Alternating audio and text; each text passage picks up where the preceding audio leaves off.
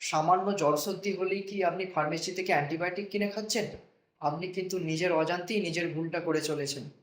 চিকিৎসকের পরামর্শ ছাড়া অ্যাজিথ্রালের মতো অ্যান্টিবায়োটিক সেবন করার ফলে অথবা এর কোর্স কমপ্লিট না করার ফলে আপনার শরীরের ব্যাকটেরিয়াগুলো আরও শক্তিশালী হয়ে ওঠে।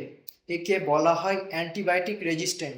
ফলে ভবিষ্যতে যদি কোনো আপনার বড় ধরনের রোগ হয়, তখন তার চিকিৎসার জন্য যদি কোনো অ্যান্টিবায়োটিক ব্যবহার করা হয়, সেটা তখন আপনার কোনো কাজেই আসবে না।